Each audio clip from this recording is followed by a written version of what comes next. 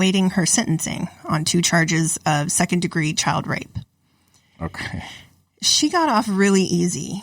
She didn't learn her lesson. Basically, she ended up serving like 3 months in jail and having to go through like a treatment facility kind of thing. She didn't learn her lesson at all because like the second she got out of jail, they were found together like a month later. I mean, was that part of her order? Like, yeah, she was ordered to stay away from him. Even though, I guess just while he was underage. Well, actually, I mean, he had to fight. Okay, so let me get to that. So yes, she was told to stay away. Am I jumping the gun? Yes, okay, you always do that. Sorry. Inquiring minds want to know. So she gives birth while she's awaiting sentencing. Mm-hmm. She then they're caught again. She gets pregnant again, but this time the max sentence is enforced, which, in my opinion, is still not enough. She served 7.5 years in prison. Okay. Yeah. She at that point she gets out. And he petitions the courts to overrule, at that time he's like 21, to overrule that no contact order. So he had to petition to have it overruled because he was an adult. So just because he became 18, it didn't automatically expire. Okay. So in 2005, they were married. She was 43 and he was 22. And they had 2 children that he and his family had been raising. Yeah. Okay. Right. She also so while she was in prison, she divorced her first husband. They had been married for quite some time and had 4 children. So while she was doing this with him at the age of 12 and 13, she already had children and was married. Jesus. Right. Obviously, their relationship was all over the media. They did like a Barbara Walters special interview. They were in People magazine. They were in, any news tabloid outlet. There was a specific like autobiographical book that they both co-wrote that was only released in France. It wasn't like really, maybe they have a different outlook on that type of thing over there. I don't know. Unfortunately, all good things must come to an end. So in 2017, the kid, the now man, filed for divorce. But then they reconciled, couldn't reconcile, reconciled, couldn't reconcile. So officially their divorce, their legal separation was finalized in 2019. They lived together for a little while after that. And they would be seen out in public in Seattle, out and about. Finally, they went their separate ways altogether. And according to a recent People magazine article, they are both on dating apps and they are searching for love. Okay. Okay. We will not be linking that. No, I won't be linking any Tinder apps or Match.com. No? I am not trying to help these weird people. I feel sorry for him. His childhood was taken away from him. Yeah. And God only knows how manipulative she was to get him to still be in a relationship with her on top of, he was a child himself raising children with the help of his family. Yeah. So I feel bad for him. I feel really bad for him. I do too. She, I hope, gets the help that she needs. Obviously, there's something very sick and twisted in that mind. That's where you look for a relationship with as a 12-year-old. Basically, that to me tells me you want to be in control. You want to control everything about your relationship and the aspect of who you're involved with. Yeah. You want complete control, and you're basically mothering your partner. And obviously she couldn't do that with her husband, I'm guessing. Not. Yeah. So very, very sick and twisted. But I definitely remember that coming out when I was barely 18, 19 years old. And I kept thinking, that's disgusting. Even at 18, I couldn't imagine being sexually attracted to a 13-year-old. It's gross. Yeah. Yeah. Do you remember that when that came out? I do. Yeah. But when you said the last name, Letourneau, I remember that. Yeah. And it was just, never ending. I'm like, geez, lady. No, they're constantly back in the news. Like every 2 years, they'd be back in the news and doing weird shit. Yeah. All right. So while we're on the subject of sick assholes and children, we're going to talk about a case from Snoqualmie National Forest. And I'm going to say if you're sensitive to anything dealing with like child pornography, just skip ahead a couple of minutes because this one is weird, but it's a little disturbing. So go ahead, skip about 4 or 5 minutes.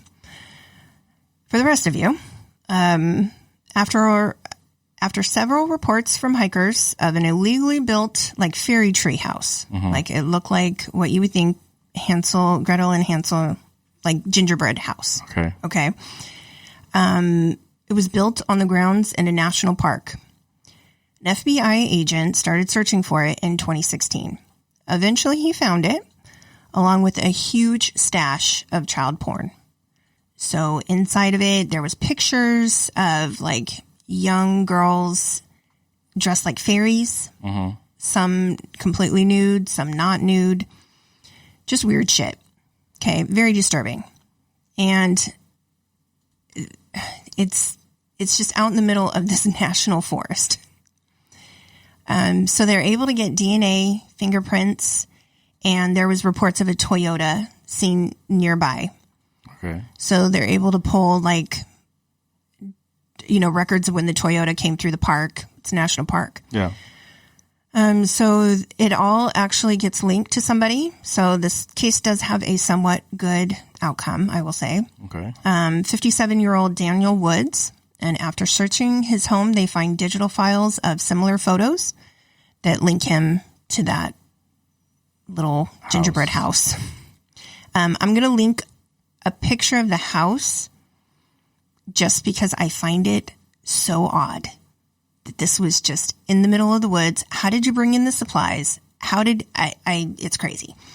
They link him to that house. And to me, I'm like, nothing is more creepy than using a like gingerbread cabin in the woods to hold all your dirty child porn. Yeah. It resonates so disgusting.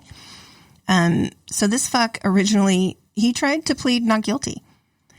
And so they charged him with possession of child porn. He ended up like coming around basically. He was probably told like, hey, they're going to catch you. So if you plead guilty, you might get a lesser sentence.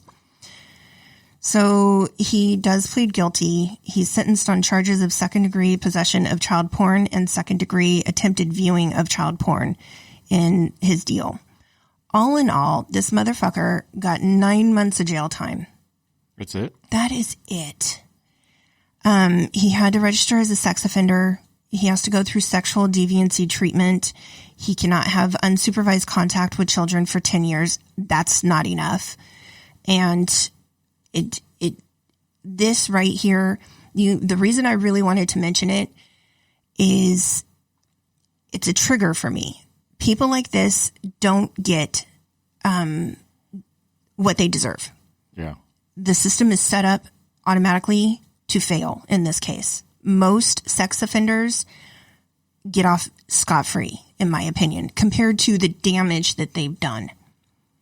And this is just case in point. So it was a weird thing because of the treehouse. I was kind of like, what the fuck? Oh, a magical treehouse in the middle of the national forest. That's great. Yeah. Until you realize it's full of child porn. He didn't get to go to the island. He may be on the island. Inquiring minds. Yeah, where the what is it called? McNeil Island, where the sexual predators are put. I couldn't find anything of that, but he may have gone there. I don't know. In the end, this just proves what we always say: stay out of the fucking woods. Yes.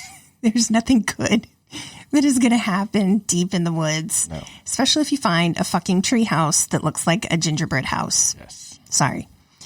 Okay. So I'm done talking about the sick assholes. For those of you that skipped, you can find this. We're good. There won't be any more nastiness. So let's move on to something you definitely don't hear about every day. That's going to be something that I think I'd probably shit my pants if I ever saw. Mm-hmm. And that is a gun falling out of the sky. A gun falling out of the sky? Yes. Do tell. Okay. In May of 2018, mm-hmm. a gentleman driving down I-5 from outside Tacoma down to Olympia. Mm-hmm. He's, going about his business when some large black thing hits the front of his car. Okay. Makes a loud noise. Obviously, he's shocks him. But his window's intact. He doesn't see any damage to the hood. He didn't run over anything. Mm-hmm. So, his car is working perfectly fine. So he goes about his drive. He doesn't pull over. He just keeps going. He gets to Olympia. He pulls into a station and gets some gas. While he's getting gassed up, he walks around his car. And there he finds a handgun lodged barrel first in the bumper right under the driver's side headlight. And really? He's like, what the fuck? Was it loaded? I think it was loaded. So he's lucky that it didn't go off. Yeah. And it's just the way it lodges. It's comical. So I'm gonna link some pictures from that, because looking at that, I literally think I would come around the front end of my car and just probably shit myself if I saw that. So where did it come from? That's the big question, right? Yes. $1 million question. They have no fucking clue. So it gets turned over to Lakewood Police because that was the area basically he was coming from. Turns out, as they're looking into the matter, there was a shooting in Lakewood just one day before that it might have been part of. Yeah. It's kind of a guessing game, but they're thinking the gun was probably tossed off of an overpass. Yeah. And they were hoping that a car would run it over, or it would just get lost on the side of the road and never found. Yeah. But guess what? That didn't happen. So, good try, I guess. Or they said, there's also just thinking, what are the chances? But, somebody put the gun on top of the hood of their car and then drove off. I don't think you'd get on the freeway without it falling off. If it's heavy enough, I don't know. I just kind of thought that wasn't as plausible. It's more likely that somebody was dropping something over the overpass. Yeah. Yeah. But thankfully, they could have been driving by and just tossed it out the window. I'm done with that. But then they didn't wipe fingerprints or anything. But it didn't say. The only article that I could find, I couldn't find it linked to any actual specific crime. The only article I found was him reporting it to the police and then being like, oh, okay. Just a weird. I mean, these are things that could happen anywhere in the world. I'm not saying that Washington is the only place where somebody could try to dispose of a weapon by tossing it over an overpass. Just to me, it was like, what the hell else? I don't know. Just weird shit. So thankfully he's okay. It didn't go off and injure anybody on the freeway. They obviously suspected that it was part of a crime. So, really somebody tried to cover the tracks and they didn't. So chances are they probably might be ongoing, might be something that they, can't divulge because the case is still ongoing. So there's that. So beware of flying guns. Yes. Yeah. I-5 is treacherous though, because that's where we got our crack in our windshield. Because I'm pretty sure somebody was dropping shit off of the overpass when we were coming out of Seattle. They were dropping rocks. I don't know. I remember when we were driving and that thing hit and it looked like it came straight down at our windshield. And we had just gone under an overpass. So apparently that's a fun pastime up here. Apparently. Yeah. So the next story you may have heard of this one. It was actually something that I saw on BuzzFeed like a